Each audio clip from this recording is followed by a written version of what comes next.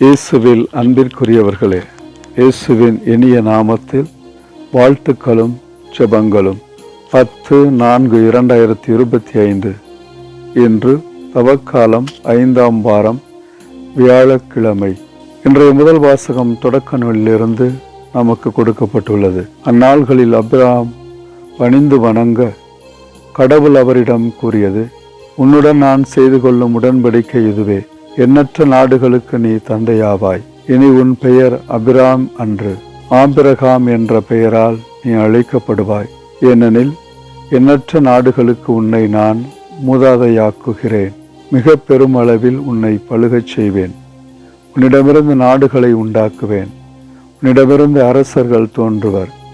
தலைமுறை தலைமுறையாக உன்னுடனும் உனக்கு பின் வரும் உன் வழிமரபினருடனும் என்றுமுள்ள உடன்படிக்கையை நான் நிலைநாட்டுவேன் என்று கடவுள் ஆபிரகாமுடன் செய்த உடன்படிக்கையை இன்றைய முதல் வாசகம் நமக்கு எடுத்து கூறுகிறது.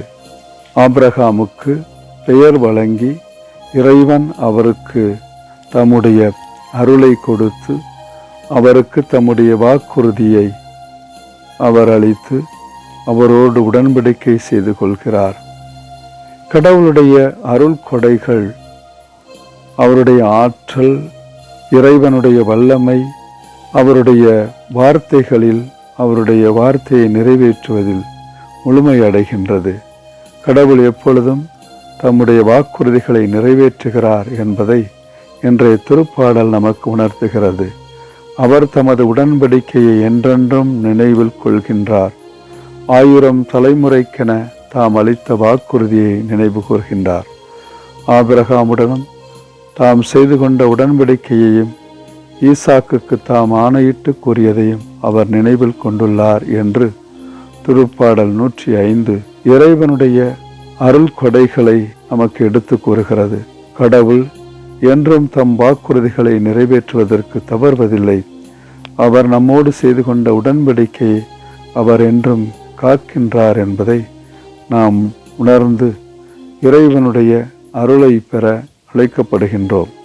இன்றைய நற்செய்தி வாசகத்திலே இயேசு யூதர்களிடம், என் வார்த்தையை கடைபிடிப்போர் என்றுமே சாக மாட்டார்கள் என உறுதியாக உங்களுக்கு சொல்லுகிறேன் என்று கூறுகின்றார்.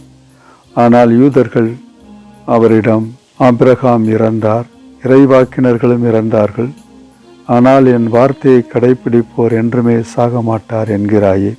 எங்கள் தந்தை ஆபிரகாமை விட நீ பெரியவனோ? ஆபிரகாம் இறந்தார், இறைவாக்கினர்களும் இறந்தனர், நீ யாரென்று நினைத்து கொண்டிருக்கிறாய் என்று இன்றைய நற்செய்தியிலே யூதர்கள் இயேசுவிடம் முறையிடுகின்றார்கள். ஆனால் இயேசு, நானே என்னை பெருமைப்படுத்தினால் அது எனக்கு பெருமை இல்லை. என்னை பெருமைப்படுத்துபவர் என் தந்தையே, அவரையே நீங்கள் உங்கள் தந்தை என்றும் சொல்கிறீர்கள் என்று கடவுளுடைய அருளையும் ஆபிரகாமுக்கு இறைவன் அளித்த வாக்குறுதியையும் நினைவு கூர்ந்து இறைமகன் இயேசு தம்முடைய நற்செய்தியின் வழியாக அவர்களுக்கு தம்மை வெளிப்படுத்துகின்றார். உங்கள் தந்தை ஆபிரகாம் நான் வரும் காலத்தை காண முடியும் என்பதை முன்னிட்டு பேருவகை கொண்டார், அதை கண்டபோது மகிழ்ச்சியும் கொண்டார் என்று ஆபிரகாமுடன் கடவுள் செய்த உடன்படிக்கையை நினைவு கூர்ந்து உடன்படிக்கையை தம் வழியாக நிறைவேற்றுவதை அவர் இன்றைய நற்செய்தியிலே நமக்கு எடுத்து கூறுகிறார். காரணம், இறை வார்த்தையை கடைபிடிப்போர் என்றும் வாழ்வர், நெடிய வாழ்வினால் அவர்கள் நிறைவடைவர் என்று நமக்கு இறைமகன் இயேசு கடவுளுடைய வாக்குறுதியை புதுப்பிப்பதை நாம் பார்க்கிறோம். எனவே நாம் இறை வார்த்தையை கேட்டு அவருடைய வாக்குறுதியில் நாம் நம்பிக்கை கொண்டு வாழ இறைவன் நமக்கு உதவி செய்ய வேண்டுவோம். மன்றாடுவோமாக.